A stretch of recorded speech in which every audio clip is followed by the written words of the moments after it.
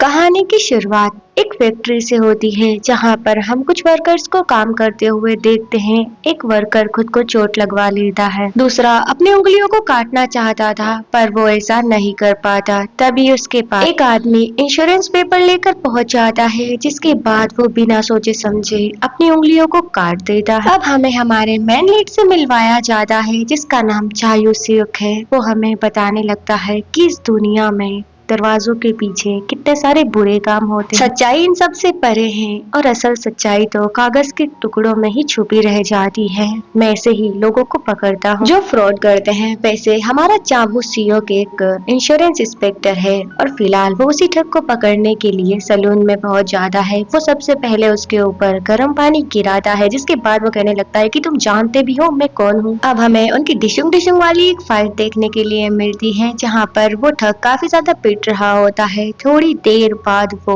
एक नाइफ उठाकर उसकी उंगलियों को पकड़ लेता है और कहता है कि मैंने सुना है तुम्हारा इंश्योरेंस बहुत ही ज्यादा अच्छा है। ये सुनकर तो वो ठग काफी ज्यादा डर ही जाता है। जिसके बाद चासियो कहता है कि बताओ तुम्हारी कितने फिंगर्स मुझे काटनी होगी। जिसके बाद वो उसकी फिंगर्स को नहीं काटता। वहीं दूसरी तरफ हमें हमारी फीमेल लीड को दिखाया जाता है, जो लकड़ी से कुछ स्टैचू बना रही थी, पर तभी अचानक से उसका हाथ कट जाता है और ब्लीडिंग होने लगती है। इसका नाम हांसियोल होता है और हांसियोल बहुत ही ज्यादा सुंदर है, पर उसकी सुंदरता के पीछे काफी सारे गहरे राज छुपे हैं। अब हमें उस क्रिमिनल के अरेस्ट होने की न्यूज दिखाई जाती है, जहाँ पर पता चलता है कि वो बंदा ऐसे ही वर्कर्स को हायर करके उनसे उनकी फिंगर्स कटवाता है। उसने बहुत सारे लोगों के साथ ऐसा किया है और अपना एक एम्पायर भी खड़ा कर लिया। वो उन्हें इंश्योरेंस का झांसा भी देता था। अब चाबू सियोक जब अपने ऑफिस वापस जाता है तो उसका कलीग उससे कहने लगता है कि उस शॉप में तुमने जो तोड़-फोड़ करी थी उसके पैसे भी हमें ही देने होंगे। ये सुनकर सियोक कहता है कि क्यों ना मैं वेकेशन पर चले जाऊं। अब कलीग कहता है कि अरे मेरा मतलब वो नहीं था, मैं तो ये कह रहा था कि तुम्हें उससे लड़ने के बजाय पुलिस को इन्फॉर्म कर लेना चाहिए था। तो सियोक कहता है कि तुम्हें पता है ना, पुलिस कभी भी टाइम पर नहीं आती। तभी उसे चायरिन के बारे में पता चलता। चायरिन का एक एक्सीडेंट हो गया था। वो जैसे ही हॉस्पिटल पहुंचता है तो उसकी माँ को रोते हुए देखकर कहने लगता है कि ये तो नाटक कर रही है। अब वो जैसे ही रूम के अंदर जाता है तो उसे पता चलता है कि उसकी 40% तक बॉडी तो जल गई। उसे चायरिन की काफी ज्यादा फिक्र हो रही थी। अब कहानी 1 साल पहले जाती है, जब चायरिन उसके पास बैठी हुई थी और वो उसके पास इंश्योरेंस के लिए गया था। जिसके बाद वो लड़की उसे बताती है कि जब मैं रात में सोई और अगले दिन उठी तो मेरी एक आंख नहीं थी, मैं देख नहीं पा रही थी, पर मेरी मदर ने मुझे पॉकेट मनी दी। ये सुनकर वो समझ जाता है और प्रेजेंट में चायरिन अपनी आंखें खोलकर कहती है कि ये बस एक एक्सीडेंट है। मैं खुद ही नूडल्स खाना चाहती थी और मेरे साथ ये सब हो गया। पर वो समझ चुका था कि ये इसकी माँ की साजिश है। वहीं हम उसकी माँ को देखते हैं, जो काफी ज्यादा खुश होकर नई नई कार्स को देख रही है। सियोक उनके पास आता है और कहता है कि अब आपको इतना इंश्योरेंस मिल रहा है, अब और आप आगे क्या करने वाली हो। ये सुनकर वो लेडी कहती है कि पुलिस ने भी मान लिया है कि ये एक एक्सीडेंट है, तो तुम सवाल पूछने वाले होते कौन हो। सियोक भी गुस्से में होता है और वो कह देता है कि तुम्हें शर्म आना चाहिए, खुद को उसकी माँ कहते हुए। अब हमें एक ऑक्शन के बारे में दिखाया जाता है, जहाँ पर एक लेडी अपने पेंटिंग को लगा देती है। उसके सारे लोग काफी ज्यादा तारीफ कर रहे थे, पर तभी हांसियोल वहां पर आकर उस पेंटिंग को फाड़ देती है। बाकी लोग तो हैरान होकर कहने लगते हैं कि ये तुमने क्या किया। जिसके बाद हांसियोल उसे जल्दी से वहां से हटाने के लिए कहती है और वो लड़की जो उस पेंटिंग को यहाँ पर लेकर आई थी, वो परेशान होकर उससे पूछने लगती है कि तुमने ऐसा क्यों किया, तुम्हें पता है ना तुम यहाँ की चीफ। अब हांसियोल भी उसे बताने लगती है कि ये पेंटिंग फेक है और ये जानने के बाद भी अगर तुम यहाँ पर इसे लेकर आई हो तो ये क्राइम है। वो लड़की कहने लगती है कि ये पेंटिंग फेक नहीं हो सकती, मुझे जियोंग के बेटे ने इसे सजेस्ट किया था। जिसके बाद हांसियोल कहने लगती है कि जियोंग अभी हॉस्पिटलाइज्ड है, उन्हें स्ट्रोक आया था, तो भला वो पेंटिंग कैसे कर सकते हैं। हांसियोल कहती है कि अब मैं इस मामले के तह तक जाऊंगी और तुम्हें छोड़ूंगी नहीं। उसके बाद हम सियोक को देखते हैं, जो मेमोरियल पर जाकर अपनी बहन की फोटो देख रहा था, जहां हमें उसके एक्सीडेंट का सीन भी दिखाया जाता है। वो बुरी तरीके से रो रहा था अपनी बहन को ऐसी हालत में देखकर, पर यहाँ उसका बॉयफ्रेंड हंस रहा था। सियोक को यहाँ काफी ज्यादा गुस्सा आता है। कोई भी ठोस सबूत न होने पर उसे रिहा भी कर दिया जाता है। पहले इसका नाम जुन था। फ्यूनरल के वक्त जब वो इंश्योरेंस पेपर को देखता है तो वो समझ जाता है कि उसे जानबूझकर मारा गया था ताकि इंश्योरेंस युन को मिल सके। प्रेजेंट में वो भागते हुए एक फ्रूट शॉप पर पहुंच जाता है जो युन की ही होती है और अब वो क्रिमिनल भी जेल से बाहर आ चुका था, जिसके बाद सीओ कहता है कि अब मैं कभी भी बेवकूफ नहीं बनूंगा और फ्रॉड करने वाले को पकड़ कर रहूंगा। नेक्स्ट सीन में हमें ऑक्शन दिखाया जाता है जहाँ पर एक और नए कैरेक्टर की एंट्री होती है। ये भी हमारा सेकंड मेन कैरेक्टर है जिसका नाम है जुन बियोंग। यहाँ पर हान सियोल आकर ऑक्शन को स्टार्ट करती है, जिसके बाद वो एक पेंटिंग के ऊपर बोली लगा रही थी। वो पेंटिंग जुन बियोंग को काफी ज्यादा पसंद आती है। अब बीटिंग स्टार्ट हो जाती है जहाँ जुन बियोंग को वो पेंटिंग काफी ज्यादा पसंद आती है। सारे ही लोग उसी के ऊपर बीटिंग करने लगते हैं, पर वो हाईएस्ट बोली लगाकर उस पेंटिंग को जीत लेता है। जिसके बाद हमें पार्टी का सीन दिखाया जाता है। जब हान सियोल एक जगह पर खड़ी हुई थी तभी जुन बियोंग उसके पास आता है। वो उससे बात करना चाहता था, जिसके बाद हान सियोल कहती है कि जब मैंने आपको पहली बार देखा था तो आपकी पहली नजर उस पेंटिंग के ऊपर थी और मैं समझ गई थी कि आप उसे जीतने वाले। जुन बियोंग कहता है कि हम तो पहली बार मिल रहे हैं, क्या हम दोनों पहले भी कभी मिले हैं? तो यहाँ हान सियोल कहने लगती है कि मैं जिसका चेहरा एक बार देख लेती हूँ उसका चेहरा कभी नहीं भूल। जुन बियोंग को यहाँ वो काफी ज्यादा इंटरेस्टिंग लग रही थी, पर उन दोनों की बातों में इंटरप्ट करने के लिए वहाँ युनजी पहुंच जाती है। वो दोनों हैंडशेक कर ही रहे थे तभी वो अपना कार्ड लेकर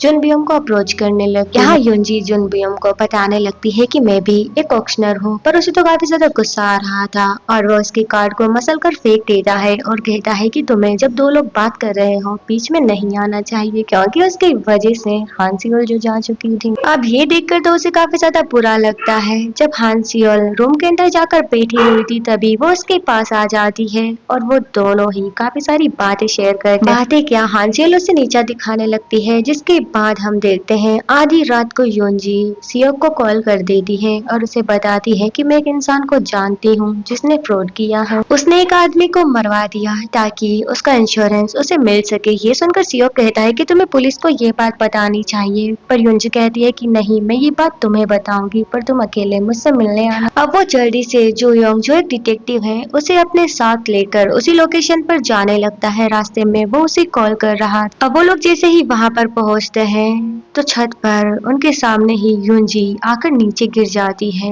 और ऑन द स्पॉट ही उसकी मौत हो जाती है। पुलिस इन्वेस्टिगेशन से यही पता चलता है कि ये कोई सुसाइड नहीं है बल्कि मर्डर है, किसी ने उसे पीछे से पुश किया था। अब पुलिस भी एविडेंस की तलाश में रहती है। वहीं दूसरी तरफ हम हमारे सीओ को देखते हैं जो भी इन्वेस्टिगेशन कर रहा था। जब उस बॉडी की पोस्टमार्टम की जाती है तो वो खड़े होकर डॉक्टर की बातें सुन रहा था और सारे ही क्लूज को फाइंड करने की कोशिश भी। वो ऑक्शन हॉल में भी जाता है और सारी ही पेंटिंग को देख रहा था। उसे लग रहा था कि शायद यहाँ कुछ न कुछ सस्पिशियस है, पर उसे कोई भी क्लू नहीं मिलता। जिसके बाद हम पुलिस को इन्वेस्टिगेशन करते हुए देखते हैं। वो सबसे पहले हान सियोल के पास आकर उससे पूछताछ कर रहे थे कि क्या उस दिन बैंकेट हॉल में कुछ भी हुआ था। तो वो कहने लगती है कि मैं तो शुरू से लेकर आखिर तक यहीं पर थी और युनजी ने हमारे साथ पार्टी को अटेंड किया था। जिसके बाद वो वहीं पर बैठी हुई थी। फिर पता नहीं अचानक से ये सब कैसे हो गया। ये सब कहते हुए वो काफी ज्यादा पैनिक करने लगती है और वॉशरूम में जाने के बाद वो कुछ पिल्स को लेने लगती है, जिससे हमें पता चलता है कि ये लड़की बिल्कुल भी नॉर्मल नहीं है। उसके बाद हम देखते हैं जैसे ही हमारा हीरो बाहर आता है तो उसकी डिटेक्टिव से अनबन होने लगती है। पर अब हमारा युन सियोक भी हार मानने वालों में से तो था नहीं, तो वो घर पर आकर अपने रिसर्च शुरू कर देता है, जहाँ पर उसे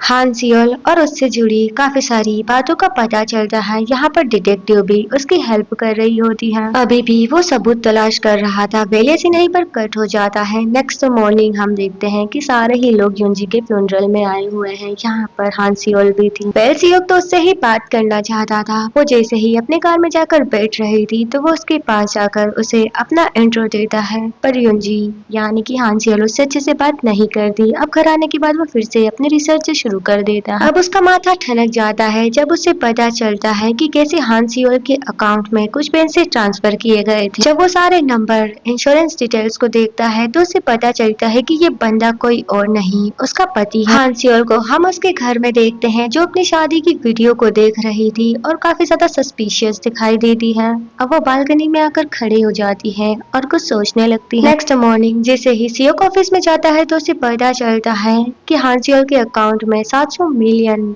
इंश्योरेंस आना था, पर 1 महीने पहले ही इंश्योरेंस को कैंसिल कर दिया गया, जिसके बाद उसे बस 200 मिलियन ही मिले थे। पर भला कोई इतनी बड़ी रकम को कैसे छोड़ सकता है। और आज से 10 दिन पहले ही उसकी मौत हुई है, जिसके बाद वो सीधे अपने डिटेक्टिव फ्रेंड को लेकर वहां पर पहुंच जाता है। वो हान सियोल को अपना इंट्रोडक्शन देता है और उससे सवाल जवाब करने लगता है, पर वो कहने लगते हैं कि मैंने पुलिस को जवाब दे दिया है और अब मैं तुम्हें कुछ नहीं बताना चाहती। युनजी मेरे साथ ही थी और उसके साथ ये सब हो गया। ये सुनने के बाद सियोक हंसने लगता है और कहने लगता है कि तुमने ही उसे मारा है। हान सियोल तो उससे बात नहीं करना चाहती थी, उसे लगता है कि ये बकवास कर रहा है। अब वो वहाँ से जाने लगती है, पर तभी वो उसके पति का नाम लेता है, जो सुनकर वो हैरान हो जाती है। वहीं हम डिटेक्टिव को देखते हैं, पुलिस को कोई कॉल करके बताता है कि युनजी ने सुसाइड नहीं किया, बल्कि ये एक मर्डर है। वैसे उसने वॉइस डिवाइस यूज किया था, तो उसकी आवाज बदल गई थी। डिटेक्टिव सारी ही चीजों को नोट करने लगती है। उसके बाद हम हान सियोल को देखते हैं, जो परेशान होकर सियोक की तरफ देखती है और सियोक कहती है कि 10 दिन पहले ही तुम्हारे पति की मौत हुई है। पर स्ट्रेंज बात है ना कि उस इंश्योरेंस को कैंसिल कर दिया गया।